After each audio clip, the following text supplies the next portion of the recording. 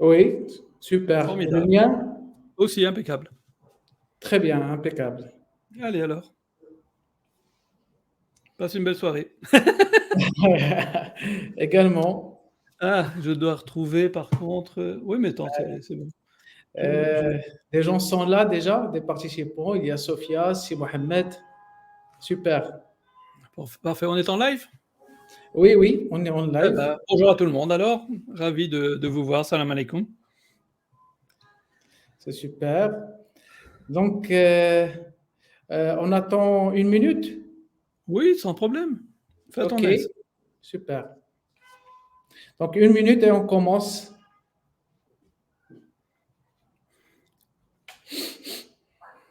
Ben, en attendant, dans les commentaires, ceux qui le souhaitent peuvent, nous écrire certaines de leurs attentes éventuellement pour cette rencontre. Comme ça, si l'occasion se présente, ben, on pourra l'aborder. Oui.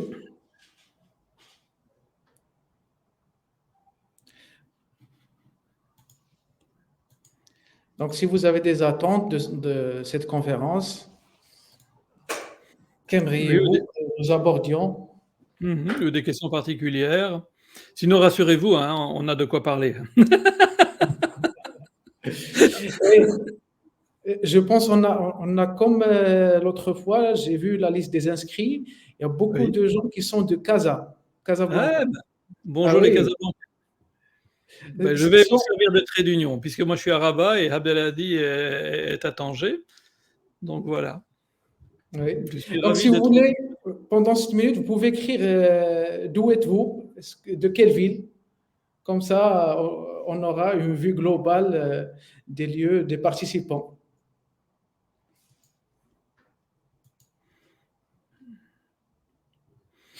Mmh. Casablanca, salam alaikum Casa. Sophia.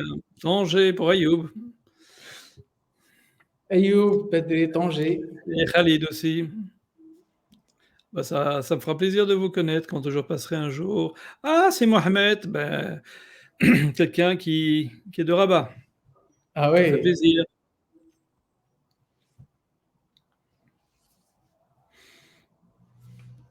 Allez, si Abdelhadi, si tu veux, je te laisse commencer. bien sûr. Donc, tout d'abord, je souhaite la bienvenue à tous les participants à cette conférence qui est autour de l'art des ventes, l'attitude et les soft skills.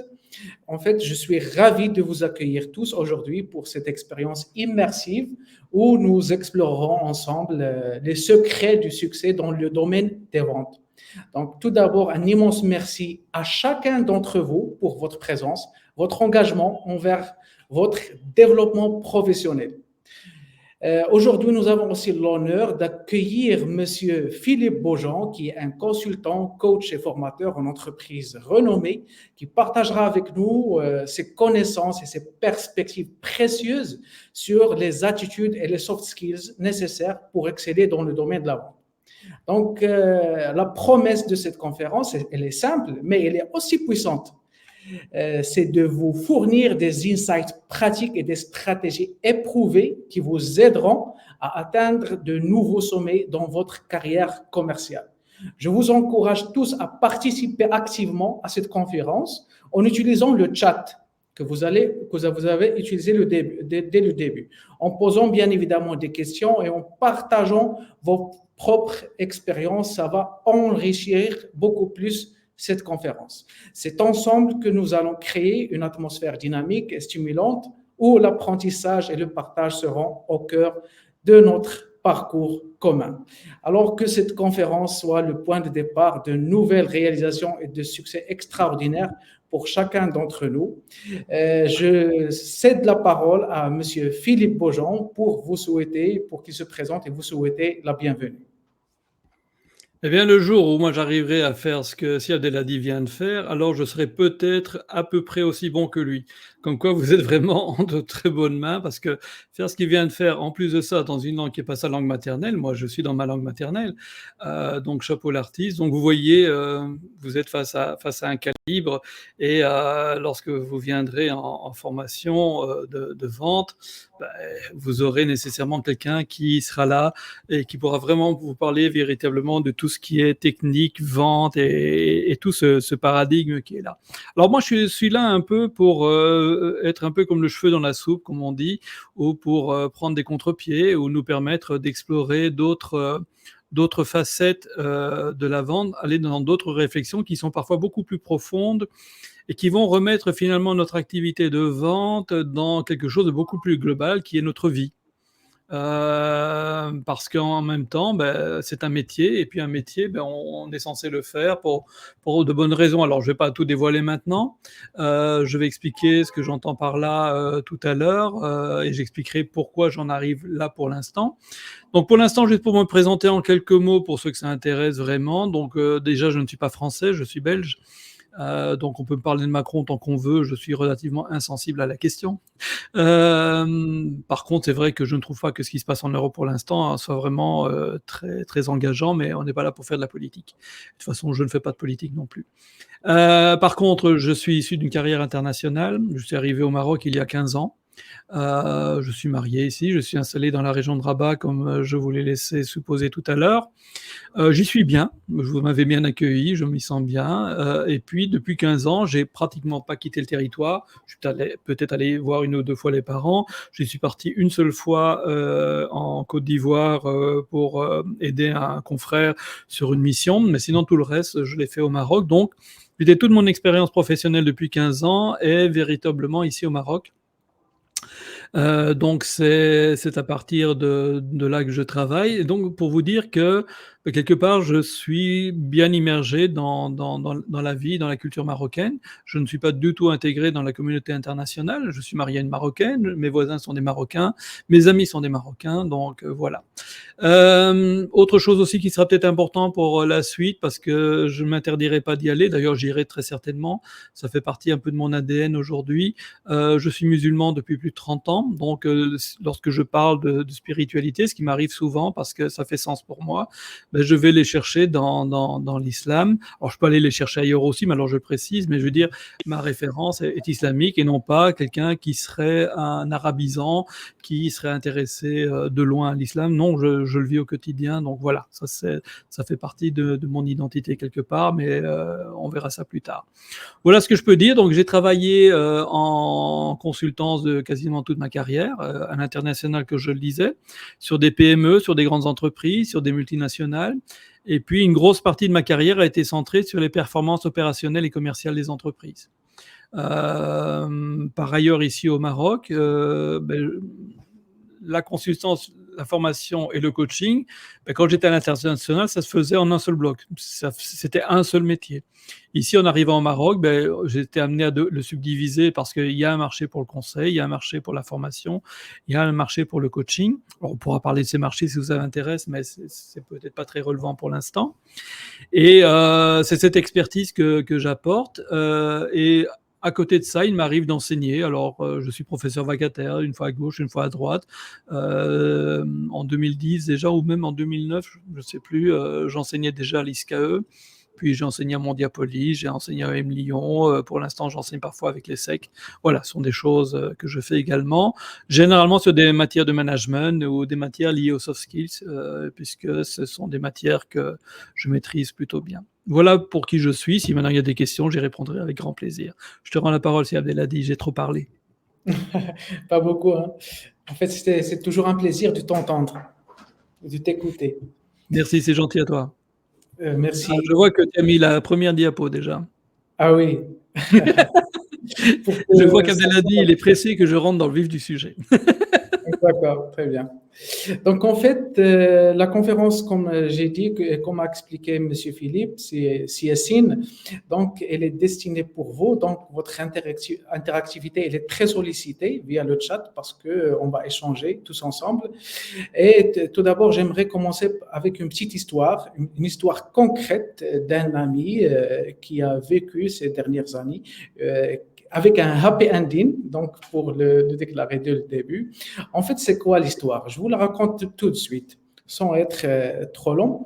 Donc, en fait, cet ami-là qui s'appelle Mohamed. Donc, Mohamed, c'est un nom, c'est pas son vrai nom, bien sûr, mais c'est quelqu'un qui vivait sur Tanger. Donc, il travaillait avec sa petite famille, sa femme et ses deux enfants.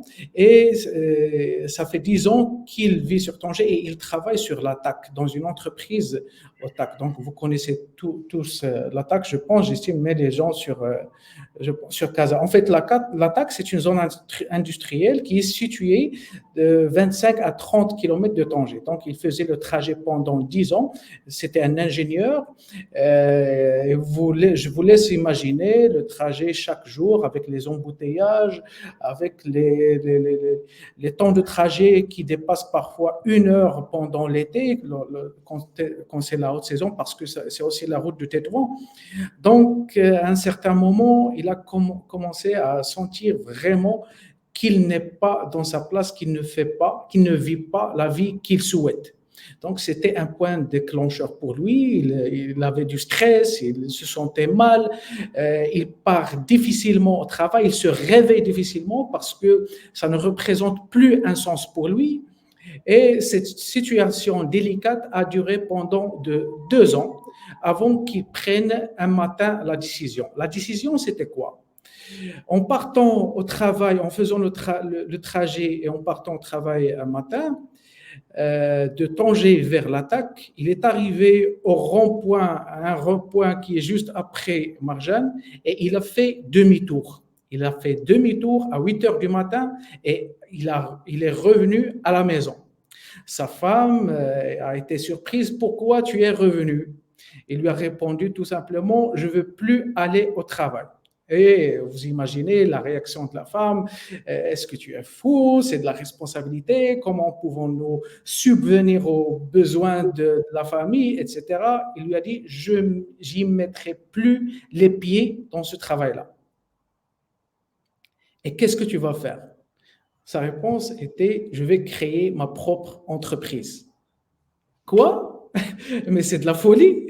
Tu vas faire quoi comme activité? Mais tu n'as jamais été entrepreneur. Tu n'es pas fils d'entrepreneur. Tes parents sont, en fait, ton père, il est salarié. Comment tu vas pouvoir faire ça? Il a dit, je vais le faire quand même. J'ai pris la décision. Cela fait 2 ans que j'y pense et aujourd'hui, je vais concrétiser mon rêve. Je ne vais plus mettre les pieds là-bas. Et effectivement, avec cette force interne qu'il a et cette décision qu'il a prise, il a créé son entreprise. Maintenant, il est en activité dans son entreprise, je pense, 6 ans ou 7 ans. Et cette entreprise fait un chiffre d'affaires qui dépasse les 20 millions de dirhams par an. Donc, au début, c'est normal, les premiers mois, c'était difficile. Mais malgré ça, il a commencé à générer la première vente, la deuxième vente. Il a déclenché le bouche à oreille chez les clients et avec un effort commercial, etc., de la persévérance, il a commencé à décrocher des marchés automatiquement sans aller les chercher. Donc, ce sont les clients qui viennent le chercher et c'est grâce à ce qu'il a fait, à la décision qu'il a prise, qu'il est aujourd'hui ce qu'il est. Il est fier de lui. Il aide des gens aussi. Donc, tout ce qu'on peut lui souhaiter, c'est une bonne continuation. Maintenant, la question.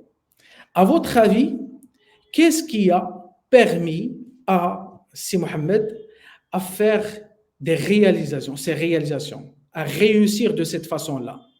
Vous pouvez écrire dans le chat quelle est la principale caractéristique, capacité ou compétence, donc ce que vous voulez, qui a permis à Si Mohamed d'avoir cette réussite, d'avoir une entreprise qui a un effectif de plus 60 personnes actuellement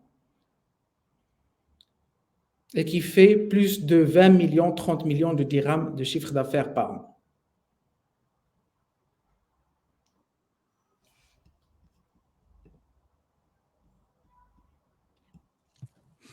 Alors pendant que vous êtes occupé à préparer vos réponses, juste si je peux me permettre de poser une question à Salima, donc de Tanger Automotive City, vous écrivez les accidents fréquents, je comprends pas. Vous pourriez me donner un petit mot d'explication?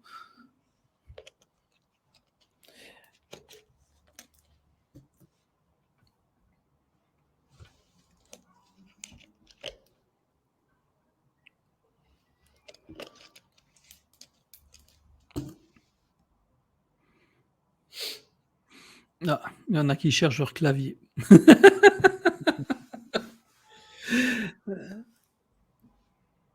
Ah d'accord, OK.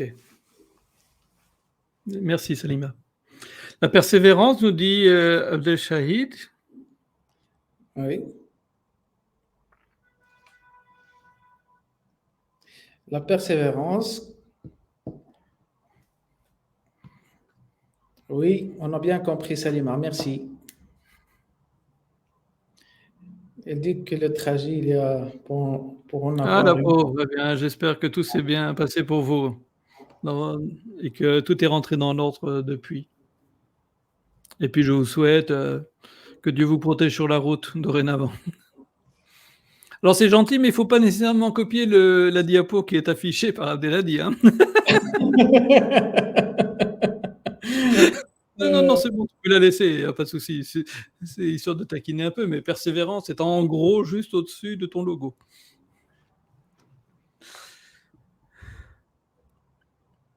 Eh ben, je vous souhaite beaucoup de bonheur là où vous travaillez, Salima.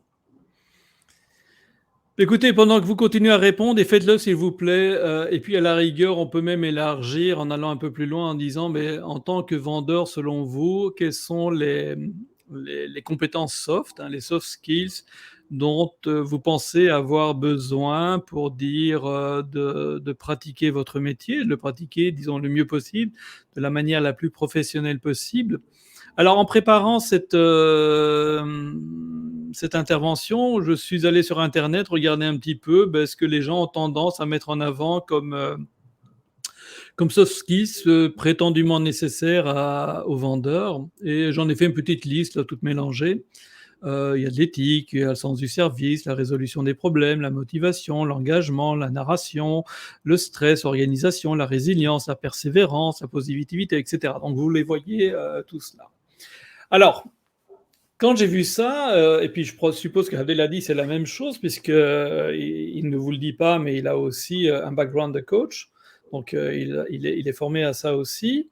Donc, on a des outils, qui existent et tout de suite quand j'ai vu ça, il y a une chose qui m'a sauté aux yeux. C'est qu'en fait, dans tout ce qui est là, à une exception près et encore, c'est très limite, en fait, tout ce qui a été relevé comme soft skills font partie simplement de 2 catégories de choses. Ça fait partie de compétences ou de capacités. Alors, si on parle de compétences ou de capacités, l'outil qui nous vient tout de suite en tête, nous les coachs, ce sont les niveaux logiques de Robert Dills. Et les niveaux logiques de Robert Dills, c'est quoi? Eh bien, bon, il y a une technique qui est attachée à ça ou même différentes choses, mais c'est aussi une grille d'analyse que l'on peut utiliser où on dit que finalement les choses peuvent se classer en termes d'environnement, de compétences, de capacités, de croyances, valeurs, d'identité ou de mission, de sens, de spiritualité. Et en fait, tout ce qui est relevé généralement par les gens, tout ce qui est demandé, ne touche finalement que le bas de la pyramide, c'est-à-dire les compétences et les capacités. C'est-à-dire, alors non pas le où, ça c'est l'environnement, donc chacun il a son où et on ne peut pas en dire grand-chose, on ne peut pas le généraliser, quoique ceux qui travaillent dans des organisations, dans des entreprises, vivent probablement certaines choses de semblables, puisque on travaille en équipe, on travaille au sein d'une entreprise. C'est différent évidemment pour les gens qui sont plus indépendants ou qui sont eux-mêmes chefs d'entreprise, donc l'environnement change un petit peu. Ensuite, si tu peux avancer dans la diapo. Voilà. Donc en tant que vendeur, donc quel est notre environnement? C'est la question que vous pouvez commencer à vous poser, donc tenter de l'identifier, de regarder ce qu'il en est et cetera. Et puis ensuite, si tu peux passer, quelles sont les compétences que nous pensons, avoir besoin? D'accord? Et donc c'est une des questions que je vous ai posées de nous mettre en commentaire ce que vous pensez avoir besoin. Et donc dans la liste que j'ai relevée, si tu peux passer à la suivante, ben voilà déjà ce que je considère être des compétences. L'autonomie, la gestion du temps, l'organisation, ce sont des compétences. Le fait d'avoir de la mémoire ou de développer sa mémoire pour pouvoir travailler correctement avec nos prospects, bah, c'est une compétence. Pouvoir pratiquer l'humour, c'est une compétence. La communication, la narration, l'écoute. Donc la narration, le fait de pouvoir raconter des histoires, le fait de pouvoir mettre son intervention dans quelque chose d'agréable à écouter. La résolution des problèmes, la gestion des conflits, tout ça, ce sont des compétences. On peut monter plus haut et se poser la question de quelle capacité pensons-nous avoir besoin pour pouvoir être des vendeurs. Et là, ben, ce que nous avons pu relever dans la liste, si tu peux avancer, c'est bien dit, voilà. Euh, on retrouve toutes ces capacités. La capacité à pouvoir être motivé ou à gérer son stress, la capacité à être réactif ou ne pas tomber dans la procrastination, la capacité à l'empathie, la capacité de se mettre à la place des autres, la capacité à être optimiste, à être positif, la, la capacité à être authentique, la capacité à être bienveillant, à être persévérant, à être résilient, à l'équanimité. Alors l'équanimité, c'est le fait de, pour ceux qui ne connaissent pas ce terme, qui est un terme, je veux dire peut-être un peu plus rare, c'est le fait de pouvoir garder son humeur constante, quelles que soient les circonstances, ne pas être dans les pics d'euphorie ou dans comment dire, dans les profondeurs de la dépression, donc ne pas être un bipolaire. Alors, le bipolaire étant, je veux dire, la caricature un peu du manque d'équanimité. La compétence d'avoir le sens du service, d'être engagé, d'être flexible. Alors, par flexibilité, on entend souvent le fait d'être capable de travailler sur des heures tardives, d'être là pour le client au moment où il le faut, là où au moment où le client, le prospect est disponible. Et puis aussi la capacité à être curieux. Tout ça, ce sont des capacités. Et on voit que ça remplit déjà une diapo complète. Et puis si on monte plus haut, qui est la question des croyances et des valeurs, donc quelles sont nos valeurs ou nos croyances lorsque nous pratiquons la vente, le seul terme que je me suis autorisé à mettre, et encore c'est très spécieux, c'est le mot éthique. Alors l'éthique, si tu peux avancer, hein, donc c'est l'éthique. Alors éthique, ça veut rien dire. C'est un mot fourre-tout, c'est un mot concept. En fait, ce qui serait intéressant, c'est de savoir de quelle éthique il s'agit. Et ça, c'est une question que vous pouvez vous poser. Quelles sont les croyances et quelles sont les valeurs qui sont les vôtres lorsque vous travaillez? Pour certains, ce sera peut-être le fait d'être honnête, et encore, ils auront leur propre définition de l'honnêteté. Qu'est-ce qui fait que je suis honnête ou pas honnête, etc., etc. Donc toute la question de l'éthique est une question, vous voyez, il n'y a qu'un seul mot, et dans tout ce que j'ai pu relever, et encore, ce mot est vide de sens, puisque c'est juste un mot générique qui nous donne, disons, un champ de réflexion, mais qui ne nous précise pas exactement les choses. Et je vous avoue bien que ça m'a beaucoup interrogé, je veux dire, quand j'ai vu ça, et c'est pour ça que j'ai monté cette présentation. Je me suis beaucoup interrogé. Là, je vais me remettre dans mes souliers plus spirituels, si vous me le permettez. Et je vais parler pour moi. Je vais juste faire un exemple de moi-même.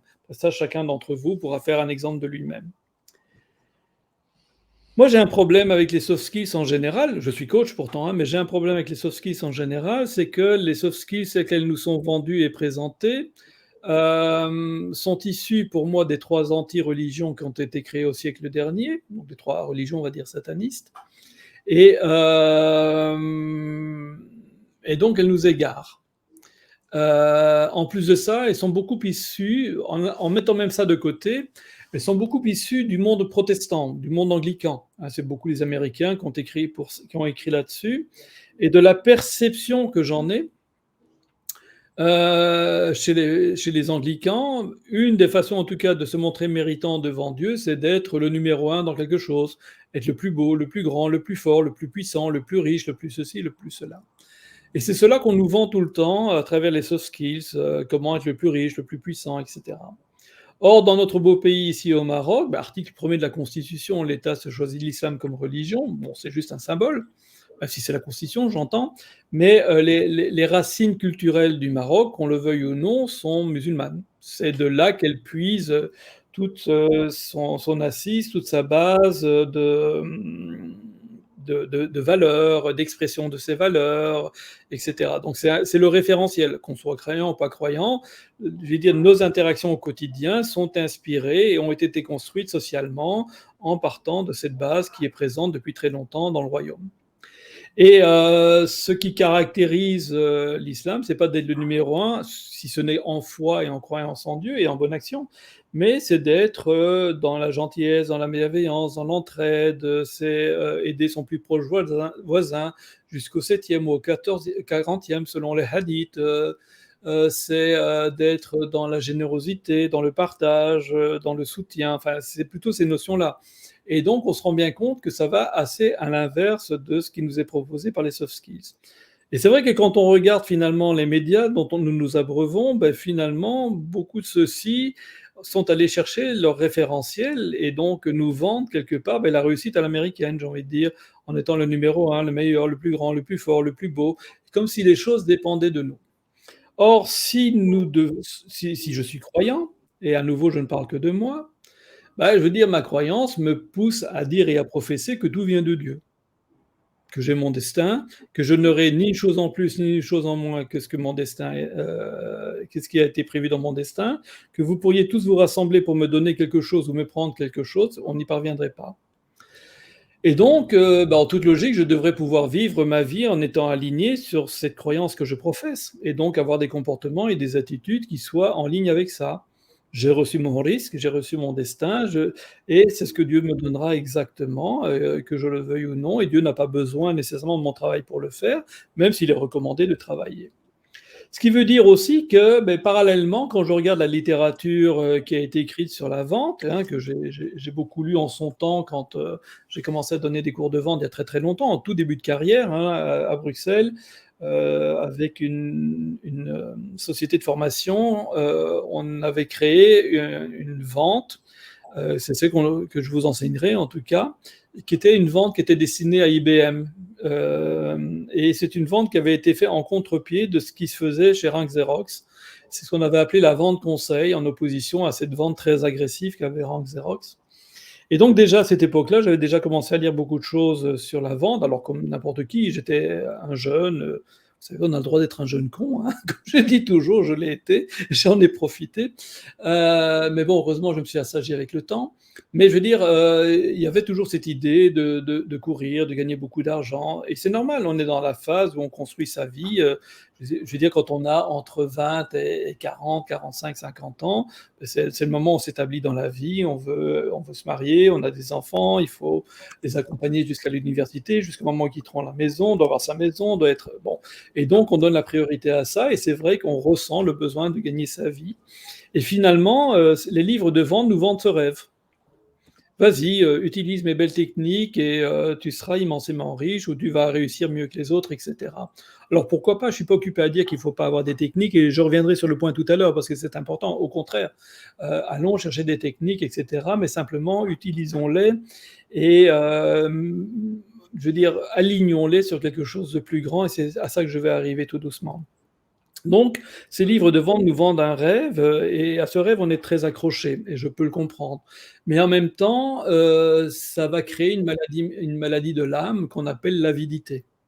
Et avec l'avidité, il est très difficile, sauf à la clémence de Dieu, de rentrer, je veux dire, au paradis parce qu'on a une maladie de l'âme. Et cette maladie, ben, on l'aura forgée par nous-mêmes.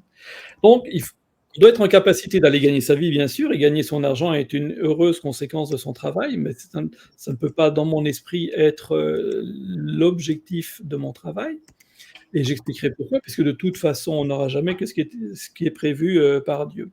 Donc, ici, on en est sur les croyances-valeurs. Si je remonte un peu plus haut, là, tu peux tourner la diapo si tu veux bien, ben, on en arrive à ce qu'on appelle l'identité. Qui sommes-nous lorsque nous pratiquons la vente? Et ça, c'est une question. Donc, qui suis-je quand je pratique la vente? Est-ce que je suis un vendeur? Est-ce que je suis quelqu'un qui vient en aide à quelqu'un, qui vient le soutenir, qui apporte une contribution? Enfin, donc, la manière dont vous vous définissez est très important. Et en fait, la dernière question que l'on se pose avant de commencer à se réaligner, ben, c'est, si tu veux bien passer à la dernière diapo. Voilà, en quoi ma pratique de la vente fait sens, d'accord? Donc, la question, je pense, qui va nous permettre de nous réaligner et de résoudre beaucoup de problèmes que nous avons et pour lesquels nous pensons que ce sont les soft skills qui vont pouvoir nous aider, vont pouvoir trouver, leur solution, dans la réponse à cette question. En quoi la pratique de la vente fait sens pour moi? Quelle est la part contributive que j'apporte à la vie, au monde, à la société, au mieux-être commun, à mon développement personnel, à ma relation à Dieu, au fait de réussir ma vie et cetera.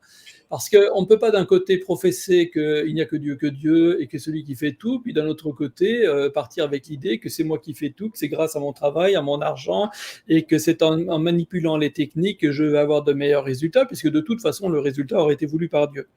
Donc, lorsque je pratique ma vente, la chose qui est importante, c'est de la faire correctement, dans le chemin de Dieu, en respectant les préceptes et les recommandations de Dieu. Or, Dieu a pas mal légiféré dans le Coran concernant la vente, hein, et le contrat.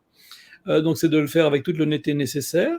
Ensuite, de déployer les efforts qu'il faut, et cetera. Alors après ça, il y a d'autres soft skills qu'on a besoin pour pouvoir faire ça correctement. La persévérance, le courage, le fait de dépasser ses peurs, le fait, de devoir avancer, et cetera. Et là aussi, quelque part, ma relation, spirituelle peut aider finalement à gommer toute une série de problèmes que je peux avoir par ailleurs lorsque je ne suis pas connecté finalement à cette racine, à cette graine qui est là, qui est le point de départ de tout et le point d'arrivée aussi de tout, si bien que, je suis obligé d'aller finalement ou je tente d'aller chercher des solutions, là où elles ne sont pas, dans les livres, ou dans les pratiques de soft skills auprès des coachs et cetera, qui vont avec leur coup de perlimpinpin ou leur hypnose ou ceci ou ça, tenter de résoudre des choses en dehors, disons, de toute rectitude. Donc, première question à se poser, quelle est ma part contributive? Comme je dis toujours, on ne doit jamais travailler pour de l'argent et je comprends que ça peut paraître choquant, mais on peut gagner de l'argent de son travail. C'est ça la nuance. Et donc, je ne fais pas mon travail pour l'argent. L'argent n'est jamais que la juste, ou l'heureuse conséquence de mon travail, on va dire. Je n'aurai ni un dirham en plus, ni un dirham en moins que ce qui est prévu. Donc, en fait, les gens qui écrivent, ce sont des gens à qui Dieu a voulu accorder beaucoup de succès, et puis ils nous font rêver sur ce succès, alors qu'en fait, nous ne connaissons rien de notre propre destin.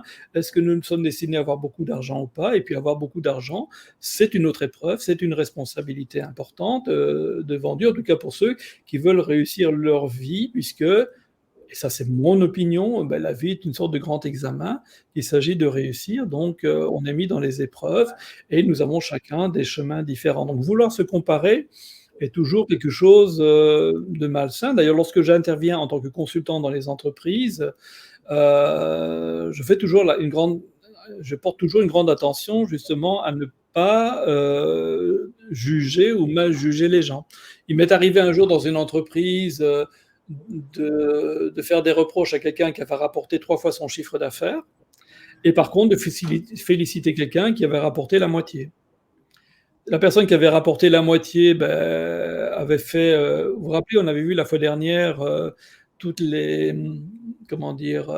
Les ratios qui nous permettent de pouvoir dimensionner, les efforts que nous avons à faire pour tenter d'atteindre un objectif en fonction de nos performances personnelles et finalement, voyant qu'il n'y arrivait pas, il avait tout doublé et il avait vraiment fait beaucoup d'efforts pour y arriver. Bon, Dieu a voulu qu'il n'ait pas le succès attendu, mais il n'était pas déméritant. Il avait vraiment fait son travail d'arrache-pied avec sérieux, en étant engagé, et cetera.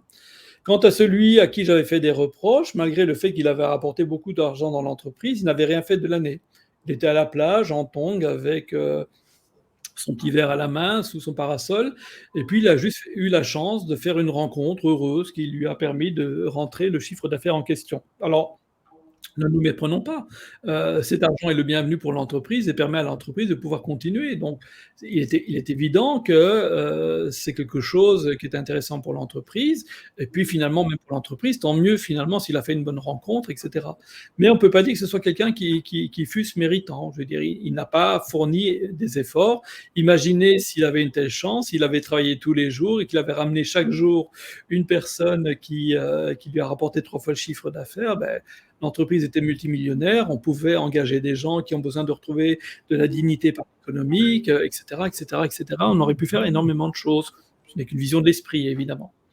Donc, mon travail, enfin, je ne dois jamais travailler, je l'apprends à mes étudiants, pour de l'argent, mais l'argent peut être une heureuse conséquence de mon travail, donc pourquoi faut-il travailler?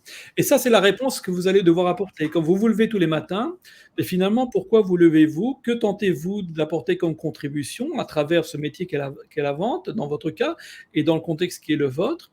Et en quoi ça fait sens pour vous? Et une fois que vous serez raccroché à ce sens qui est un gros motivateur, lorsqu'on parle de motivation 3.0, donc qui est la motivation moderne, ben, un auteur comme Dan Pink met en avant 3 critères de motivation, il y en a probablement plus, qu'on appelle des motivateurs intrinsèques, qui sont l'autonomie, la maîtrise et la pertinence. D'accord? L'autonomie, ben, c'est le fait d'avoir beaucoup d'autonomie dans son travail, c'est pour ça que c'est un des soft skills qui avait été relevé dans la première diapo. Ensuite, la maîtrise, c'est le fait de développer ses compétences, de développer son savoir, de développer son savoir-faire, d'accord, de façon à devenir de plus en plus expert. C'est un gros motivateur. Et le sens, ben, c'est la partie contributive. À quoi de plus grand que moi je contribue, je participe en faisant ce que je fais.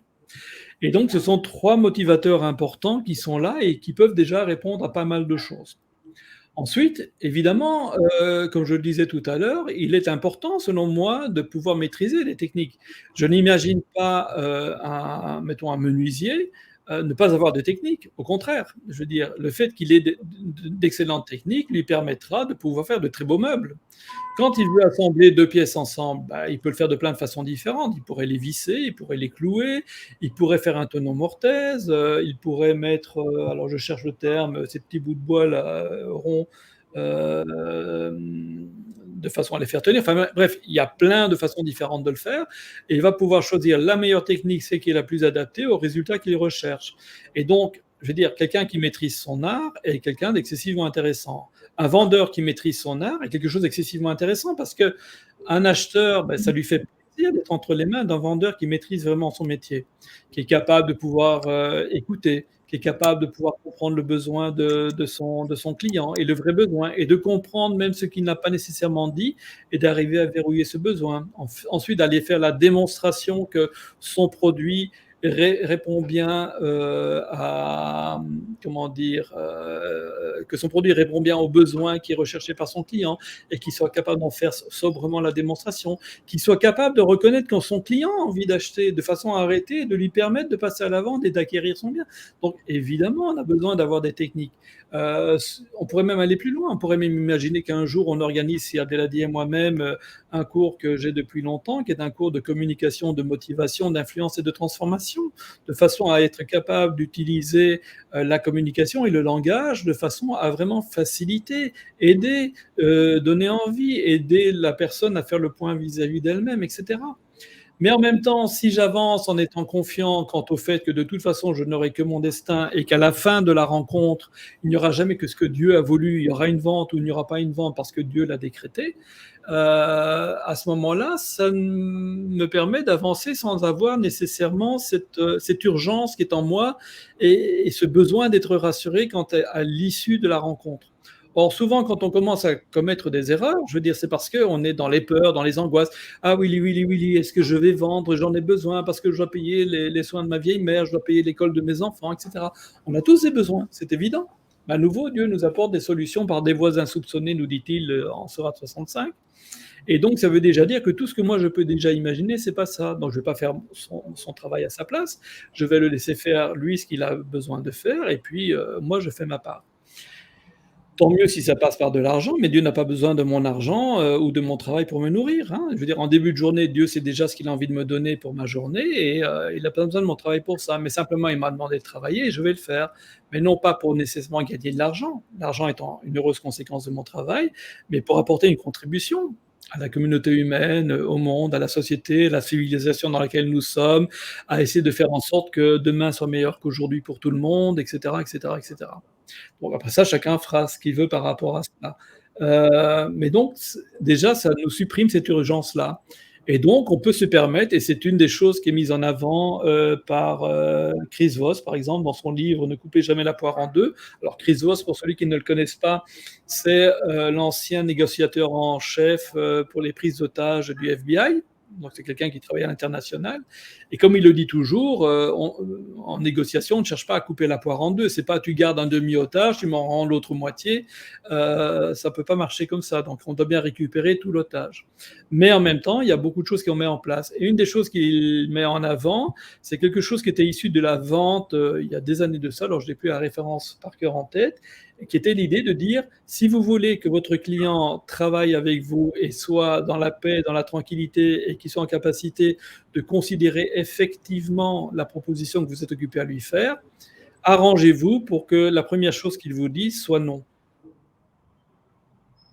Or, excuse-moi, monsieur Siassine.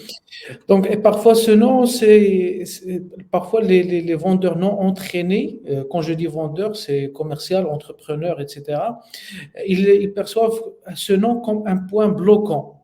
Donc, comme si, bien évidemment, on dit que après le nom que commence la vente, le travail du vendeur. Mais ce nom, c'est tout un point de départ et il montre l'intérêt du prospect par ce que vous proposez. Parce que généralement, ce nom, c'est un moyen de se protéger parce qu'il sait qu'il y a quelque chose qui peut être intéressant pour lui. Et là, il commence à dire non pour se protéger, pour prendre du temps, pour prendre du recul avant de prendre une décision rapide. Donc, il prononce le nom. Et là, le vendeur doit bien comprendre cela pour élaborer et mettre en place une stratégie, en fait, une communication dans l'éthique pour changer ce nom en oui. oui, d'ailleurs, le oui arrivera très naturellement et ce sera probablement un oui très sincère parce que, comme tu le dis, la personne s'est protégée et en se protégeant, ça lui donne une vraie liberté d'esprit de pouvoir prendre du recul et considérer ce qu'on est occupé à lui proposer. Et si de fait ça correspond à ses besoins, qu'on arrive à faire la démonstration que ça correspond à ses besoins, eh bien, il ira naturellement au oui et nous le demandera. Par contre, à l'inverse, il y a des techniques qui existent et qu'on a enseignées très longtemps, qu'on appelait les yes set, où l'idée, c'est de faire dire oui le plus rapidement possible au client et de le mettre dans toute une série de oui en disant ben, vous appelez bien Siad Belhadi, ben oui, vous êtes bien de Tanger, ben oui, vous êtes bien ceci, vous buvez de l'eau, ben oui, donc vous m'achèterez bien une barre de chocolat, ben oui. C'était un peu l'idée. Malheureusement, on connaît tous ça, hein, on a beaucoup ça en télémarketing par exemple, et on sait qu'on a beaucoup de mal à sortir de cela. Alors certains aujourd'hui ignorent toute politesse parce que c'est la seule façon de se défendre et ils raccrochent au nez de ces gens-là puisque ces gens-là ne veulent pas entendre quand on leur dit que ça ne nous intéresse pas. Mais c'est une technique. Or, cette technique est très agressive, on la connaît tous à peu près parce qu'on nous l'a tous déjà fait. Et donc, quand on est là-dedans, ben, on ne considère pas du tout la proposition qui nous est faite. Et au contraire, on freine des quatre fers pour essayer d'éviter de tomber dans le piège. Donc, on n'a pas d'énergie à mettre dans le fait de considérer la proposition, on cherche juste à se mettre en sécurité. Donc, le fait de faire dire non à un client ou de l'amener à nous dire non dès le départ, ça le met dans un sentiment de contrôler l'entretien, de pouvoir se protéger et de prendre la distance nécessaire pour pouvoir considérer, comme le disait très très bien Siad Belhadi, la proposition qui nous est faite. Alors, juste pourquoi je parle de ça? Juste pour montrer que parfois, il y a des choses qui sont contre-intuitives. Et que le fait, oui, tu peux remettre la première diapo, elle nous servira bien. Donc, certaines choses sont très contre-intuitives. Et d'ailleurs, on peut repasser sans la diapo, on a terminé avec ça si tu veux, si Adèle a dit. Et que parfois, ben, pouvoir prendre des contre-pieds ou réfléchir aux choses sont des choses importantes. Parce qu'il y a beaucoup de choses qui ont été écrites donc dans la littérature de la vente. Alors certaines choses sont totalement justes et on peut de fait, elles peuvent trouver leur raison d'être dans notre environnement plus marocain, plus nord-africain, dans notre culture, notre civilisation. Et puis il y a des choses qui sont très culturelles et qui ici passeront très mal. D'ailleurs, je suppose que beaucoup d'entre vous ont déjà probablement expérimenté des choses qui avaient été recommandées dans des livres, etc. Et puis je veux dire, ils se sont, enfin chez nous on dit ils se sont gaufrés, donc ils ont trébuché et ils se sont étalés de tout leur long parce que ça a complètement échoué et ils sont rentrés tout penauds parce que ils n'étaient pas parvenus à leur fin. Donc la première chose déjà à ne pas vouloir avoir, c'est la télécommande en main. C'est une illusion, on n'a jamais la télécommande. Je ne serai jamais dans la tête de Abdelhadi, par exemple, pour toucher les boutons, faire en sorte qu'il agisse d'une façon ou d'une autre. Non, ça ne peut pas fonctionner comme ça. Tout ce que je puisse faire éventuellement, c'est créer un contexte dans lequel si Abdelhadi choisira, lui, de se comporter d'une certaine façon ou d'une autre. Donc, en fonction des variables d'environnement, il va prendre des décisions de comportement, d'attitude, etc. Et c'est lui qui prendra cette décision. Je ne pourrai jamais prendre une décision à sa place. Autre chose aussi, la lecture de pensée qui semble être un grand sport national, je me permets de le dire parce que ça fait 15 ans que je suis là. En tout cas, je le vois beaucoup plus pratiqué qu'ailleurs. Alors, j'ai pas fait tous les pays du monde, hein. Et puis de toute façon, c'est pas une excusation, c'est une observation. Mais si on a suffisamment de franchise par rapport à cela, et qu'on est capable de se regarder en face par rapport à ça, ben on peut peut-être corriger quelque chose. On sera jamais dans la tête d'un autre et on pourra pas faire de la lecture de pensée. Donc arrêtons de penser cela, arrêtons de faire les questions et les réponses. Si par exemple je veux savoir quelque chose de si Abdelhadi, je ne vais pas tenter de le supposer ou le présupposer. Ou même si j'ai une présupposition, j'irai quand même vérifier, donc je poserai une question. Et puis si la réponse à cette question m'étonne, ben, je pourrais toujours poser une deuxième question pour clarification, etc. Donc allez à la rencontre des clients, posez-leur des questions et ne présupposez rien. Ne présupposez ni la réussite, ni l'échec, ni l'envie, ni la non-envie, etc. Et puis à la rigueur, ben, quand on parle de motivation, parfois, ben, si vous êtes face à un client ben, qui vous dit non, ben, c'est pas grave. Ça vous a rapproché d'un prospect qui vous dira oui. Et c'est vrai, alors derrière, il y a des choses qui sont importantes, comme justement la résilience, le fait de se relever d'un certain nombre de ventes qui n'ont pas réussi. Mais c'est nous qui choisissons de les voir d'une certaine façon. Ah, c'est une réussite. Ah, c'est un échec. C'est ni une réussite ni un échec, c'est juste une vente ou une non-vente. Prenez Exactement. 10 Surtout la question de la résilience, donc comme attitude pour le vendeur, quand il a cette capacité-là à avoir son non et continuer jusqu'à avoir un premier oui, donc ça c'est extraordinaire. Il y a aussi des entrepreneurs qui mettent en place un objectif à atteindre pendant l'année. Et quand les premiers mois de l'année passent sans réaliser même pas 5% ou 10%, alors qu'il a déjà consommé 6 mois de l'année et il n'a réalisé rien du tout, donc il peut baisser les bras. Mais par contre, il y en a ceux qui résistent, qui malgré les coûts qu'ils ont eus, parce que parfois, quand on est entrepreneur, quand on est commercial, on veut décrocher des affaires, des marchés, et là, euh, on peut investir beaucoup de temps, beaucoup d'énergie et parfois beaucoup d'argent pour décrocher les marchés. Et ça finit par un non, on n'obtient pas ce qu'on cherchait. Donc là, si la personne en question, le vendeur, baisse les bras ou baisse l'énergie qu'il avait au début, il ne pourra pas avoir de nouveaux marchés, il ne pourra pas continuer. Sachant que même dans l'année, il a consommé, comme j'ai dit, 6 mois de l'année, du temps, il n'a rien obtenu et au final, il peut avoir ou il peut décrocher un bon marché jusqu'au 12e mois de l'année. Donc, c'est en tenant, en persévérant et en ayant ce pouvoir de résilience et cette force-là. C'est ici c'est là qu'on peut voir vraiment l'attitude d'un vrai vendeur. C'est quelqu'un qui ne baisse pas les bras. On ne peut pas l'appeler comme un échec, mais si par exemple une équipe, comme on voit maintenant dans la Coupe d'Afrique, elle peut perdre le match, mais elle ne perd pas la compétition complètement. Donc, il faut continuer, il faut garder cet état d'esprit-là, il ne faut pas baisser son énergie, il faut rester focus et concentré. Donc, en gros, c'est l'attitude du vrai vendeur qui peut persévérer, qui peut avoir de bons résultats. Justement, reprenons ce tout dernier exemple. En fait, il y a deux choses sur lesquelles je peux rebondir. Une première, juste à titre d'illustration, il y a des métiers, des spécialités qui sont excessivement saisonnières. Par exemple, les jouets. On sait qu'il y a une période qui est fin novembre, tout le mois de décembre, en tout cas en Occident, avec les fêtes de fin d'année, et l'écrasante majorité de leur chiffre d'affaires se fait sur ce mois et demi. Et donc, ils vont vivre toute l'année ils pourraient vivre toute l'année dans l'inquiétude de réaliser leur chiffre d'affaires dans les 6 dernières semaines de l'année. Donc, ce sont des choses à apprendre à gérer aussi. Mais reprenons justement, à titre d'illustration, l'équipe de football. L'équipe de football, quel est finalement son objectif? Sur le terrain, selon les règles du jeu, évidemment, c'est de marquer le plus de buts possible pour gagner le match. Ça, c'est juste au niveau du jeu lui-même. Mais quel est l'objectif finalement pour le Maroc de l'équipe de football du Maroc? L'équipe de football du Maroc, c'est un peu la carte de visite, c'est le représentant, c'est l'image du Maroc. Et donc, qu'ils gagnent ou qu'ils perdent, leurs comportements et leurs attitudes vont rejaillir sur toute la civilisation marocaine. S'ils se comportent avec fair play, avec gentillesse, avec respect, avec dignité, avec compassion, avec gentillesse, c'est toutes ces qualités-là qui sont attribuées à la civilisation marocaine.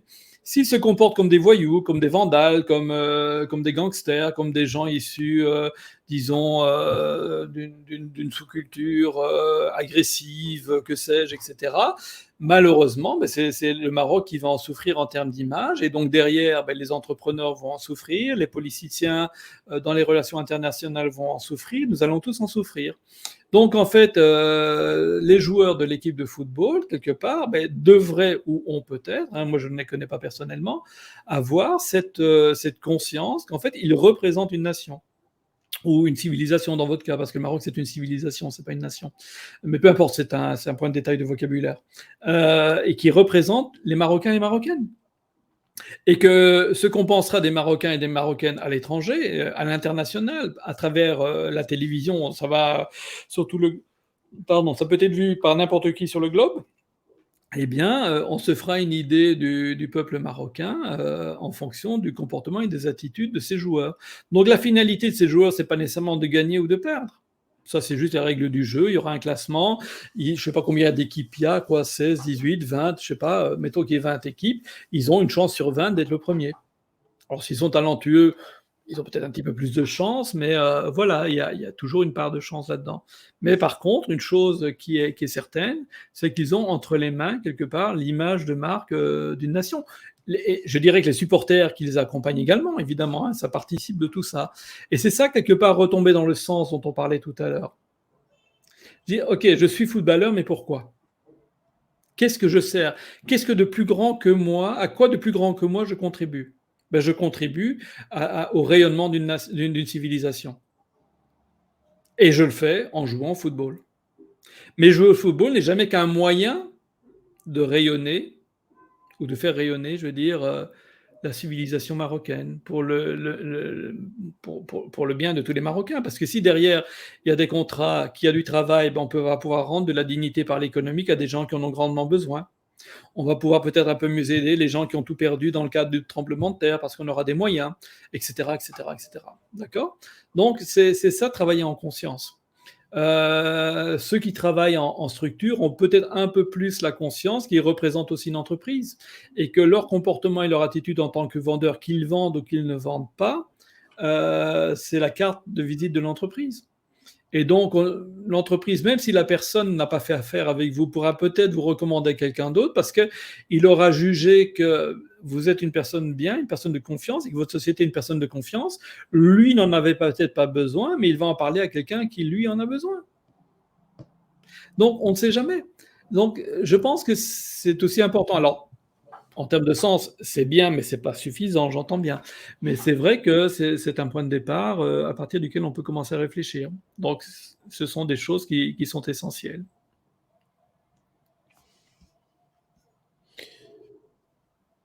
Donc, je retiens aussi un point que tu as évoqué, Cécile, par rapport au fait d'avoir la spiritualité et la religion comme un fil conducteur en pratiquant la vente. Ça, c'est ma façon à moi de faire. Je ne peux pas l'imposer aux gens. Chacun est libre par rapport à ça. Je ne suis pas, comment dire, je veux dire, je ne viens pas contrôler, je veux dire, les croyances des uns et des autres et leurs pratiques spirituelles. Donc moi, je l'ai mis en image par rapport à moi-même. Je suis comme ça. Ceux qui me connaissent savent que je suis comme ça. Mais après ça, chacun a trouvé finalement sa voie. Mais de toute façon, qu'elle soit prise dans l'islam ou qu'elle soit prise, on va dire, de manière plus philosophique, peu importe, chacun posera ses choix en fonction de ses croyances et de ce qu'il veut. Mais on a besoin d'avoir quelque chose qui est de cet ordre-là. Qui est, et on va aller le péché finalement dans le sens qu'on donne à la vie. Finalement, nous vivons, nous mourrons, entre les deux, il se passe plein de choses. Quel est le sens de la vie? En Europe, il y a plein de gens qui sont athées, qui disent Dieu n'existe pas, après la vie c'est la mort, il n'y a plus rien, etc. Et quelque part, ils construisent leur vie autour de cette compréhension qu'ils ont de l'existence. Et donc, puisqu'il n'y a plus rien derrière, il n'y a aucune conséquence, et donc je peux faire ce que je veux.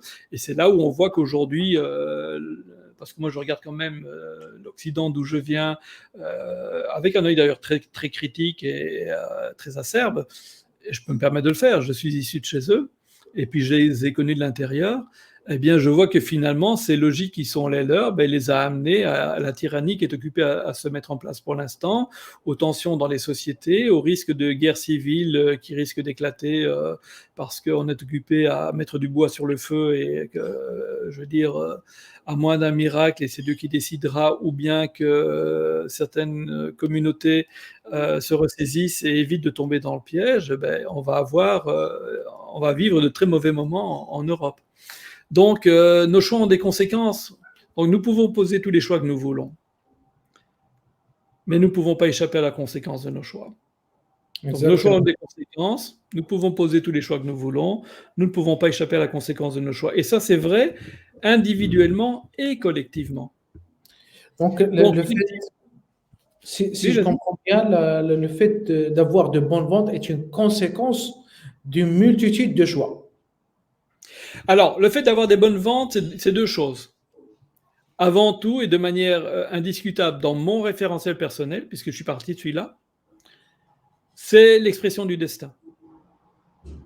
Je réaliserai les ventes qui sont prévues, que je réalise avec les gens pour qui c'est prévu. Et dans le fait qu'il y ait une vente ou pas une vente, il y a un morceau d'examen pour chacune des personnes concernées, chacun dans son domaine. Moi, peut-être parce que j'ai peut-être avoir besoin d'un peu moins. Juste avant de monter en live ici, je t'ai demandé de m'accorder 2-3 minutes parce que je terminais une conversation avec une étudiante que j'ai eue en coaching dernièrement. Ce sont des doctorants. Et puis, elle vient de vivre quelque chose de terrible pour elle. Elle n'a pas eu son augmentation et elle trouve qu'elle était bien et que sa collègue qui vient d'arriver, elle, qu'elle trouve moins bien, a eu son augmentation, enfin, etc. Et donc, elle le vivait très mal, elle était en colère. Et beaucoup de colère était là. Et c'est une personne qui est excessivement croyante. En tout cas, elle est jeune, donc elle est en cheminement, bien sûr, mais elle croit en Dieu, etc. Et donc, tout ce que je suis occupé à vous dire, je lui disais également. Je lui rappelais un certain nombre de choses. Je dis, tu vois, Dieu nous dit que c'est lui qui pourvoit à tout. Pourquoi voulons-nous lui faire concurrence? Si nous professons ça, si nous croyons à cela, alors nous devons vivre en cohérence par rapport à ça. Ce qui ne veut pas dire que je ne dois rien faire, mais je dois avoir confiance quant au fait que Dieu me donnera tout ce qu'il m'a destiné de la manière qui lui convient. Ça arrivera par les ventes, par l'argent que je gagne, ou par d'autres choses. Et s'il veut vraiment que je commence à vivre en étant aligné à cette croyance et donc d'avoir un comportement qui est droit par rapport à ma spiritualité, il va commencer à me tester en retirant de l'argent, en retirant ceci ou cela, pour que j'apprenne à placer ma confiance en lui pour me pourvoir en tout. Et quelque part, me désinstruire de tout ce que la société m'a appris à travers l'instruction et l'éducation, que ah oui, toi, tu dois être le premier, arrache les yeux de l'autre, pique-lui le truc, le monde est en quantité limitée, donc prends tout pour toi, ne laisse rien pour les autres, etc. Ce qui est un non-sens. Ça, c'est la pensée malthusienne. La pensée malthusienne date de la fin du 19e siècle, et malheureusement, elle a repris beaucoup d'essor aujourd'hui. On le voit beaucoup à travers l'écologie, par exemple, on vient avec l'idée la Terre est limitée en ressources, on ne peut pas vivre à autant de milliards de personnes sur Terre, donc certains fantasment, et c'est écrit dans des livres, hein, regardez ce qu'écrivent les gens du World Economic Forum, qu'on doit se débarrasser de 6 milliards de personnes. Parce que soi-disant, on ne peut pas vivre à 8 milliards sur la Terre comme ça. Alors qu'en fait, certains calculs ont été faits qui montrent que même à 20 milliards, on vivrait encore tous très très bien, hein. Mais c'est la pensée malthusienne. Et donc, si nous n'avons plus ça en tête, on peut pas le décoder. Oui. On voit aujourd'hui, Yacine, que dans des équipes de vente, il y a des managers, quand ils donnent un objectif commercial à réaliser, comme si l'objectif est réalisable seulement le travail du vendeur. Donc, l'aspect spiritualité, l'aspect que si Dieu le veut, n'est quasiment pas existant C'est dans le absolument monde évident. d'entreprise d'aujourd'hui, dans les départements commerciaux. Alors, il y a deux Non choses à dire seulement par dans le rapport à ça. département commercial, même les achats, parce que ma femme travaille Bien des sûr. achats.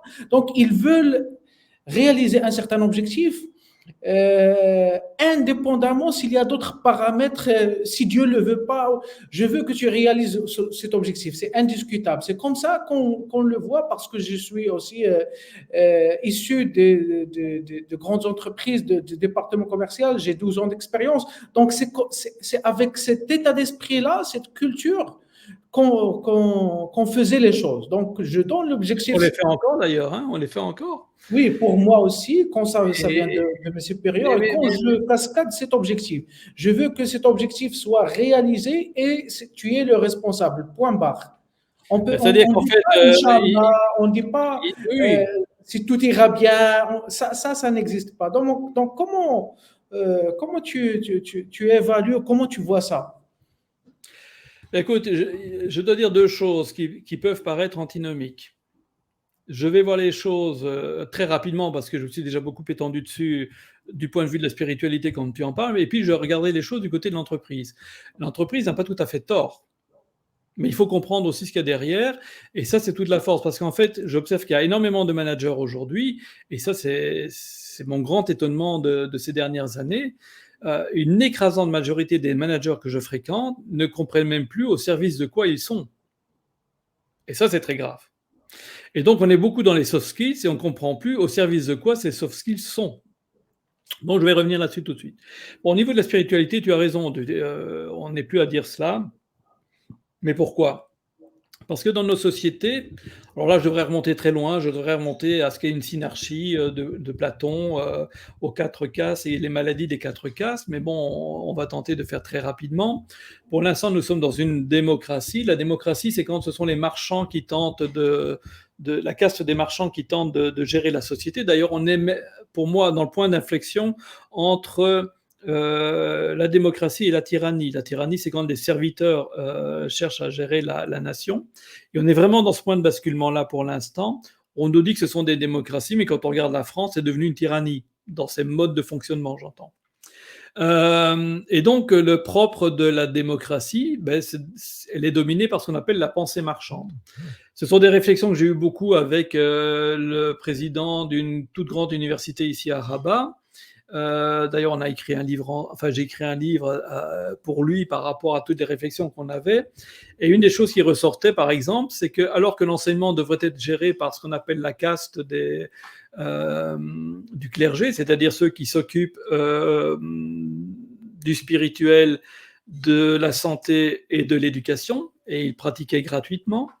Maintenant que c'est dominé par le monde marchand, tout est réfléchi en termes de retour sur investissement, de financement, d'investissement et de retour sur investissement. Or, l'enseignement, par exemple, c'est l'avenir d'une nation. Un jour, toi et moi, on sera trop vieux et ce seront nos enfants qui auront les rênes de la civilisation entre les mains. On a tout intérêt à ce que ça se passe bien. Donc, en fait, idéalement, on devrait avoir devant nos enfants les personnes les plus extraordinaires de la nation. Probablement des gens un peu tout doucement comme moi, qui commencent à avoir beaucoup d'âge, qui ont beaucoup vécu, et donc qui peuvent commencer à parler de beaucoup de choses au-delà des savoirs purement formels et purement scientifiques. Donc en fait, l'enseignement devrait pouvoir former de futurs citoyens capables de trouver leur place dans la société et d'y apporter leur contribution, de futurs conjoints aimants capables de construire un couple qui soit solide et qui puisse durer dans la vie, et s'ils ont des enfants, de futurs parents capables de transmettre transmettre les valeurs, etc., etc. Et puis, si résultant, de donner un métier à ces gens-là. Or, aujourd'hui, la seule composante majeure et écrasante, et de manière écrasante, de l'enseignement, et c'est à la fois une demande, je veux dire, des ministères, du gouvernement, mais également aujourd'hui, je le vois, des parents qui sont tous en train de demander à l'école: faites de mon enfant la meilleure ressource humaine productive possible, de façon à ce qu'elle gagne beaucoup d'argent, qu'elle ait une belle position dans la société, etc. Donc nous sommes dans un mode de pensée. Nous sommes dans un mode de pensée qui est dominé par les marchands, et donc c'est vrai que on nous l'a appris depuis l'école. Cette pensée marchande, nous baignons dedans et nous avons été éduqués dans cette pensée. Et la pensée spirituelle a été cantonnée au vendredi entre 13h15 et 14h15, c'est-à-dire salade et le jomois.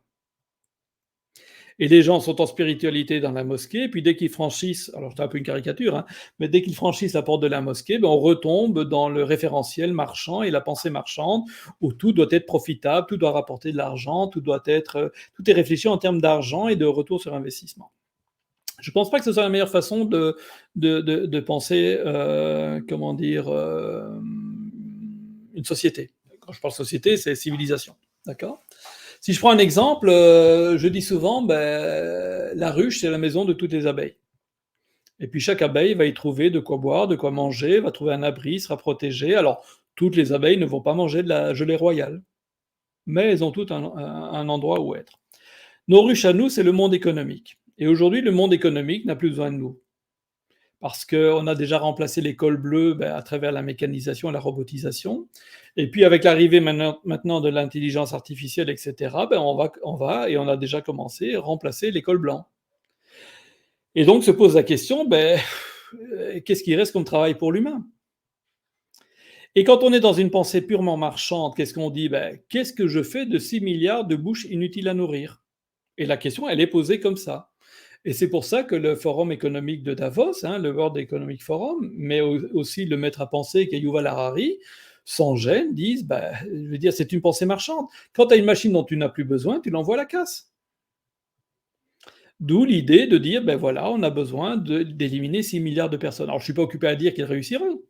Je dis juste qu'ils vont tenter probablement de le faire parce qu'ils sont convaincus de cela et que nous aurons à en souffrir, c'est tout. Et puis un jour ça passera, ils n'y réussiront probablement pas, mais nous allons passer de mauvais moments. À moins que nous ayons un sursaut et que nous reprenions une certaine, comment je pourrais dire, une certaine conscience. Si par exemple je te dis, je suis un patron, je dis si Abdelhadi, tu as envie d'avoir la villa, la piscine dans le fond du jardin, la Ferrari, le carburant pour toute la vie de la Ferrari, je t'offre tout ça. Simplement, je vois que tu es un petit peu doux en informatique, sors-moi un logiciel qui automatise tous les flux de l'entreprise. Toi, tu te dis bonne affaire, je fais ça, tu travailles durant un an plus tard, tu viens me le proposer, je trouve ça formidable, et je t'offre tout ce que je t'ai promis, une villa, la piscine, la Ferrari, le carburant, et en même temps, je mets 20 000 personnes dehors.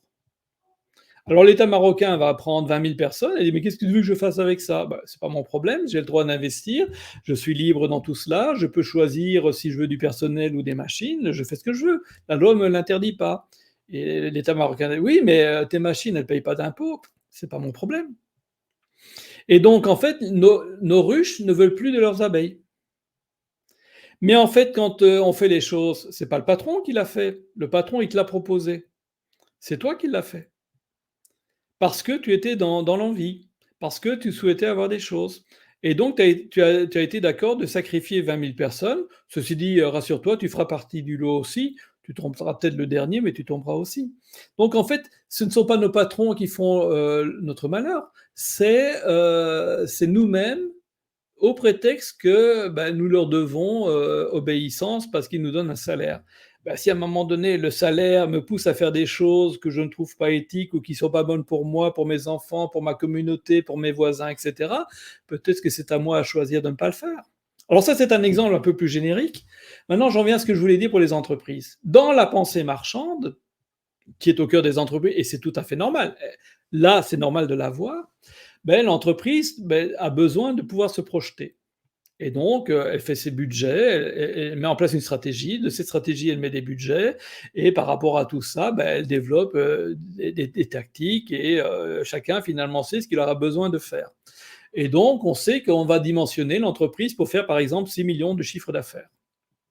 Et donc, on va avoir des équipes de production pour pouvoir produire 6 millions de chiffres d'affaires. On va mettre suffisamment de vendeurs pour rentrer 6 millions de chiffres d'affaires. On va avoir des stocks pour faire 6 millions de chiffres d'affaires, etc. Et donc, on détermine à un moment donné, à travers tout cela, c'est toute une discussion, c'est ce qu'on appelle le déroulement des objectifs, hein. Ce sont des allées et des retours, où on vérifie que tout se fait bien en cohérence et qu'on n'est pas occupé à déshabiller Jacques pour habiller Jean. Et donc, une fois que tout ça est bien établi, ben, c'est évident, le directeur commercial reçoit un objectif, dans ce cas-ci 6 millions de dirhams de chiffre d'affaires. Je dis ça, le chiffre est peut-être complètement farfelu, mais peu importe. Et donc, son objectif, ce sera d'aller, avec ses moyens, ses équipes, et donc ce qu'il coûte, d'aller chercher ces 6 millions. Maintenant, on pourrait se poser la question, est-ce que... alors on dit toujours, ah, c'est un drame s'il n'a jamais que 4 millions au lieu des 6. Alors le 6 millions, si tu veux, c'est un point de repère dans l'espace. Et ça permet de pouvoir mesurer l'écart qu'il y a entre ce que j'ai déjà réalisé et ce qui resterait à réaliser. Ça me permet de voir si jamais j'ai comment dire, ça me permet de voir si on dérape. Ça me permet de voir s'il y a besoin de corriger quelque chose. Et donc, ces chiffres m'aident justement à pouvoir piloter. Donc, c'est essentiel, c'est important. Maintenant, à l'inverse, est-ce que quelqu'un qui réaliserait 8 ou 10 millions plutôt que les 6 millions ce serait une bonne chose? Alors nous qui sommes dans la compétition, dans l'avidité de ouais, regarde, c'est formidable, il a fait 10 millions, quel bonhomme extraordinaire. Oui, mais en même temps, il vient de foutre l'entreprise par terre. Tu vas me dire, mais comment? Parce que l'entreprise est dimensionnée pour faire 6 millions. Si tu lui apportes 10 millions à faire, elle n'a pas les moyens de le faire. Elle ne peut pas changer son setup de 6 millions à 10 millions en une nuit. Et donc, elle va se retrouver avec des commandes qu'elle ne pourra pas honorer, des problèmes juridiques, des clients qui seront mécontents, qui vont le dire à tout le monde. Ça va paraître dans la presse, vous allez perdre vos clients et vous fermerez au bout du compte. Donc, ce qu'il faut comprendre, c'est qu'une entreprise, c'est un équilibre. Et il y a des tensions dans l'entreprise qui sont voulues et qui permettent à cet équilibre d'être tenu. Imaginez un disque et puis une pointe qui tiendrait sur une pointe. D'accord? Eh bien, pour que ce disque reste sur la pointe, il faut que les tensions s'annulent les unes aux autres. Et c'est pour ça qu'on crée des tensions dans l'entreprise. Si toutes les tensions partaient dans un sens, le disque tomberait. Et c'est ce qui arrive dans un certain nombre d'entreprises où on a des patrons qui sont souvent caractérisés par leur origine. Par exemple, il y a des patrons qui sont plutôt des ingénieurs, ou il y a des patrons qui sont des anciens commerciaux, ou il y a des patrons qui sont des anciens financiers. Et ils ont une tendance à vouloir gérer l'entreprise en fonction de finalement soit de la finance, soit de l'ingénierie, soit le commercial, plutôt que de la gérer en équilibre. Et donc, ça déséquilibre complètement l'entreprise qui, au bout d'un certain temps, s'effondre si on ne corrige pas la situation. Donc, ces chiffres sont nécessaires. Qu'on cherche à les avoir et rester dans le scénario, c'est nécessaire. Et donc, qu'on puisse se poser la question, le fait qu'on ait un chiffre, ça permet de me mesurer et donc de pouvoir dire, oh là là, je suis occupé à déraper, j'ai besoin d'apporter une correction. Donc déjà, je vais faire une résolution de problème, je vais essayer déjà de comprendre à quoi c'est dû, qu'est-ce que j'ai besoin de corriger, puis je vais tenter ces corrections et voir si de fait je me corrige. Parce que j'ai besoin pour que l'entreprise reste viable et continue à donner son salaire à tout le monde et donc à permettre à chacun de garder de la dignité par l'économique, de respecter ces équilibres. Une entreprise qui ne rentrerait pas son chiffre d'affaires, qu'est-ce qu'elle fait? Elle va retirer du personnel. Elle va revendre des équipements. Elle va vider son stock pour tenter de rétablir son équilibre. Alors, diminuer de taille, ça peut encore se faire. Grossir, il faut un temps de processus pour le faire. Et ça ne se fait pas en une nuit. Donc, si on a un marché, on peut dire, voilà, dans 2 ans, 3 ans, 4 ans, je viserai le 10 millions. Mais il me faut peut-être 1 an, 2 ans, 3 ans, 4 ans pour construire les moyens qui me permettent de répondre à 10 millions. Exactement. Mais pour grossir et atteindre des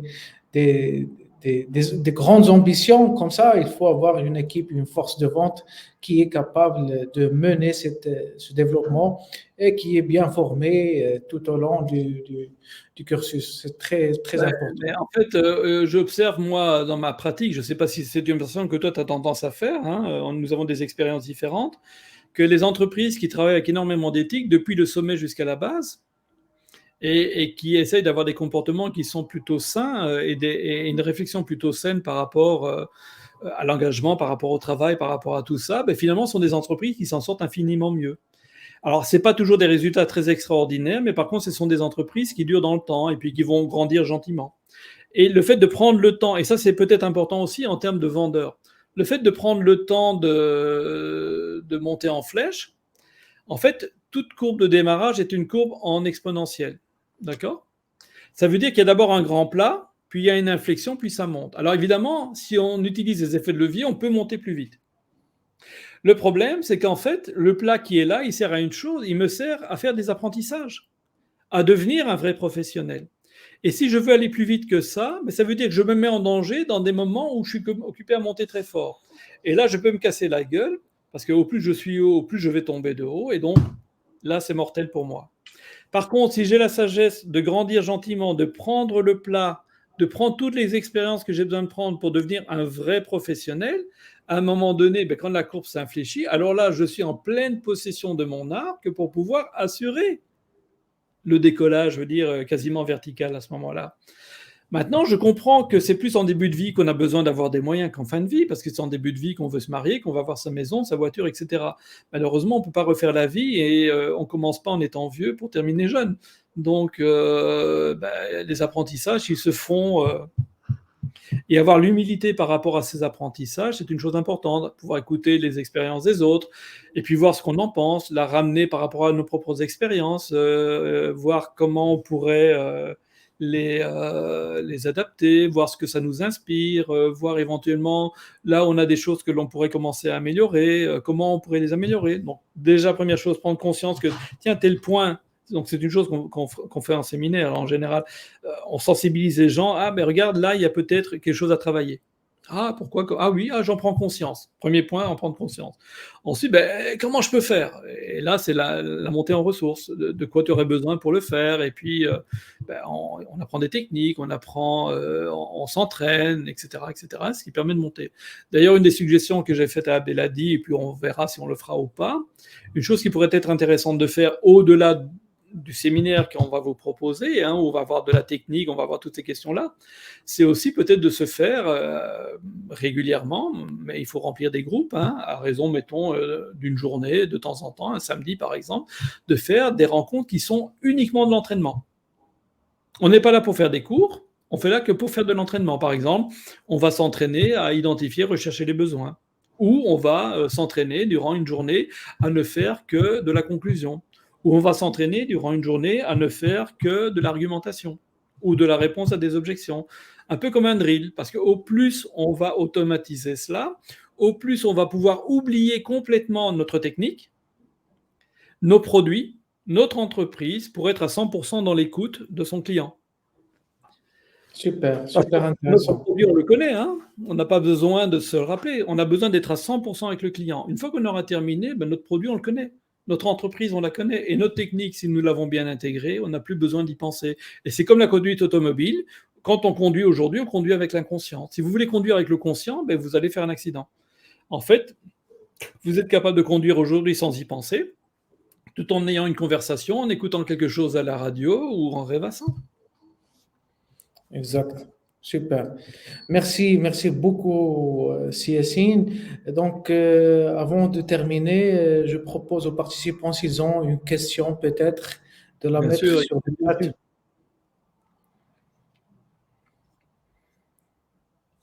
j'ai conscience que c'est une approche très atypique, enfin que c'est une conversation très atypique, mais c'est peut-être ça qui est intéressant justement. Donc, n'hésitez pas, allez-y, défoulez-vous.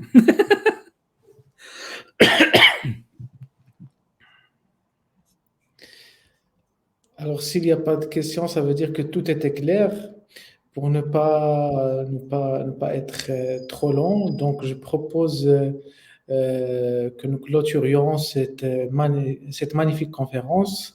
Et pour cela, je remercie énormément, donc un immense merci à toutes les participations, à vous, à tous les participants, d'avoir assisté sur cette belle conférence sur l'art des ventes, l'attitude et les soft skills.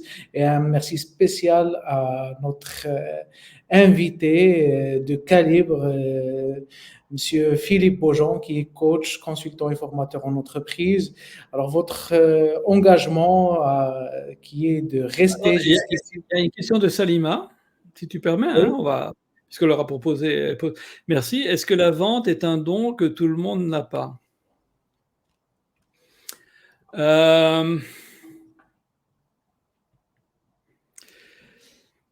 J'ai envie de dire plusieurs choses là-dessus. La La première qualité, me semble-t-il, c'est d'être capable de tisser des relations humaines. J'ai toujours tendance à dire que toute relation, par exemple, la relation professionnelle que je peux avoir avec Siad Eladi, par exemple, les relations hiérarchiques qu'on peut avoir, les relations de couple qu'on peut avoir, les relations de voisinage, en fait, toutes les relations que vous pouvez imaginer ne peuvent exister que si une autre relation au départ est établie et de bonne qualité, c'est la relation humaine. Donc la première chose à faire, c'est être capable de tisser des relations humaines qui sont des relations humaines correctes, sincères, apprendre à développer un intérêt sincère pour les autres et non pas un intérêt intéressé. Je m'intéresse à l'autre parce que c'est une bonne personne, pleine de bonnes qualités, c'est une créature de Dieu, c'est quelqu'un qui vaut la peine probablement d'être connu. Pas parce que j'en attends quelque chose et que je veux son chiffre d'affaires, son argent contre une vente, etc. Donc ça, c'est la première chose. Or, cette capacité, nous l'avons à la naissance. Si vous avez un enfant de 4 ans et que vous m'invitez chez vous, il va m'attraper par le bas de la veste, il va me dire: «Tiens, t'es un ami de ma maman ou de mon papa, pourquoi tu portes des lunettes? Pourquoi tu as une barbe? Pourquoi tu as des cheveux longs? Pourquoi tu es blanc? Pourquoi tu viens d'Europe?» Il aura 10 000 questions à me poser. Et ce sont les parents que nous sommes qui leur disons: «Oh, tais-toi, Chouma, on ne peut pas parler aux grandes personnes, il faut les laisser tranquilles.» Et puis si c'est une fille, dans l'éducation classique, on ne peut pas parler aux messieurs. Et en fait, le pire, c'est que ça devient pour les filles, parce que ça, malheureusement, j'en ai eu aussi en cabinet de coaching, malheureusement, ça devient dans leur tête une interdiction pour toujours. Alors qu'en fait, si j'ai une fille, surtout au Maroc, où au Maroc, on a choisi que les hommes et les femmes travailleraient, donc ils se fréquenteraient nécessairement dans le cadre du travail, eh bien, je lui dis, bon, aujourd'hui, je te demande de ne pas déranger les grandes personnes, mais un jour, je t'apprendrai à parler parce que tu devras te défendre. Et ça, on oublie trop souvent. Donc, le don à la base, pour ça, il est là. Si derrière, alors je me remets dans mon référentiel 30 secondes, je suis connecté, disons, à ma spiritualité et je vis ma vie de manière spirituelle, parce que j'ai pas ma vie spirituelle à la mosquée, puis une vie qui est différente quand je suis en formation, en webinaire, en conversation téléphonique avec mon conjoint. Je reste la même personne qui est amenée à devoir travailler ses qualités, soigner ses défauts, etc., à n'importe quel instant, quel que soit le contexte. D'accord ? Donc, si je suis dans cette connexion-là, eh bien, je vais tenter d'avoir les comportements et les attitudes les plus justes et suivre quelque part les recommandations que Dieu me fait par rapport à la vente, le fait d'être honnête, de ne pas cacher un défaut, de répondre honnêtement aux choses, d'écrire lorsqu'il y a des contrats, enfin, il y a un certain nombre de choses qui sont là. Et de placer ma confiance en Dieu par rapport à ça. Et puis derrière, ben, il n'y aura jamais que le résultat que Dieu a voulu. Donc, si par contre, à travers l'éducation que j'ai pu avoir, les souffrances que j'ai pu choisir d'avoir dans ma vie, suite au prétexte de certains épisodes, etc., je suis plus renfermé, je ne sais plus aller vers les autres, je ne suis plus en capacité de nouer une relation humaine, etc. Chose que je vois malheureusement de plus en plus depuis que nous avons tous ces outils télématiques, hein, où on est très capable de parler à travers les réseaux, mais faire de la relation humaine, c'est très compliqué. Tu m'accordes 2 minutes, si elle l'a dit. Une petite chose qui m'a rendu très triste dans un train dernièrement. Je devais aller, je crois que c'était à Marrakech, donc j'avais 4 ou 5 heures de train. Et puis dans le compartiment, il y avait une petite dame, une petite vieille, comme on dirait aujourd'hui, donc d'un certain âge, quelqu'un qui est plus âgé que moi. Et puis, tous les jeunes étaient là avec leur smartphone, en train de les écouteurs, de chatter sur les trucs, etc. Et puis, la petite dame, elle était là gentiment. Et puis, on sentait qu'elle avait tout le poids du monde, qu'elle avait une énorme tristesse qui était là, etc. Parce qu'en fait, ben, personne ne s'intéressait à elle. Elle allait faire 5 heures de voyage, comme ça, assise dans son fauteuil. Et puis, c'est comme s'il était une ombre. C'est comme si elle n'existait plus. C'est comme si elle était déjà morte, qu'elle n'intéressait plus personne, etc. Et moi, ça m'a fendu le cœur, donc j'ai commencé à parler avec cette dame. Alors tout de suite, elle a commencé à renaître, à se réépanouir. Alors elle m'a parlé des choses qui la concernaient, elle. Elle, sur toute son identité, toute sa vie, toute sa fierté, c'était d'avoir été une maman, d'avoir éduqué des enfants. Elle était contente de me parler de son fils qui était en France, de sa fille qui était en Allemagne, de son jeune fils qui était encore aux études et qui réussissait bien. Elle était heureuse, elle se réalisait. Et en plus de ça, on lui rendait un statut social, on parlait avec eux, mais simplement parce qu'on doit être en capacité de pouvoir remettre à un moment donné de l'humain dans nos vies et peut-être être un peu plus sensible ou à l'écoute, en tout cas, de ce que nous pouvons ressentir, et ça se mettre dans les souliers de quelqu'un d'autre, de pouvoir mieux ressentir un peu ce que les autres peuvent vivre et d'arrêter de vivre en égoïsme et de vivre en communauté. J'ai écrit il y a de longues années de ça un e-book que j'ai appelé être une partie d'un tout. Et sous forme de méditation, je tentais d'analyser le fait que les humains que nous sommes, il y a une transcendance que nous ne souhaitons plus réaliser, c'est celle de faire partie d'un tout. Nous sommes tous d'accord de monter jusqu'au fait d'être des individualistes, d'être en compétition les uns par rapport aux autres, mais le fait de se mettre au sein d'un groupe, d'apporter humblement notre contribution et de profiter de la contribution des autres et de construire ensemble, nous ne voulons plus le faire, nous ne savons plus le faire, nous sommes peut-être plus d'accord de le faire, et on est dans le chacun pour soi. Et c'est peut-être pas la meilleure chose, parce que rappelons-nous quand même en islam, et je reprends à nouveau mon référentiel personnel, on parle de Ummah. Oui, oui. Euh, donc, notre conférence touche à sa fin. Je te remercie énormément, Yassine, pour la profondeur de ta pensée et la qualité de ce que tu nous as enseigné, en fait, de ce qu'on a appris de cet échange. Merci encore à tous et à bientôt pour une nouvelle aventure. Yassine, si tu veux dire Ben, au revoir aux participants. je vous souhaite à tous tout le bonheur du monde. Dites à ceux que vous aimez que vous les aimez, et puis j'espère vous revoir très vite pour d'autres entretiens ensemble. Ça fera toujours plaisir. Inch'Allah, ils auront aussi une nouvelle qu'on partagera avec eux par email. Une bonne nouvelle. Alors, une chose que je suis d'accord de faire, alors vous passez par Si Abdelhadi probablement, ou alors il vous communiquera mon WhatsApp ou quelque chose comme ça. Si vous avez des questions plus personnelles, n'hésitez pas à me les poser, hein. Je tenterai d'y répondre. Alors simplement faites référence à tiens, je vous ai écouté dans ce séminaire-là ou dans ce webinaire-là, j'aurai telle question. Et puis moi, je m'engage à vous répondre dans les 24 heures, parce que si je suis en webinaire, si je suis en conférence ou si je suis en formation, etc., je ne peux pas vous répondre dans l'instant, d'accord? Mais n'hésitez pas à le faire, et ça, c'est un cadeau que je vous fais. Si vous avez des questions, je tenterai d'y répondre avec beaucoup de plaisir. Merci, merci beaucoup. Merci Petit Sam, merci tout le monde, Salima, merci tous les participants et à bientôt. À très bientôt.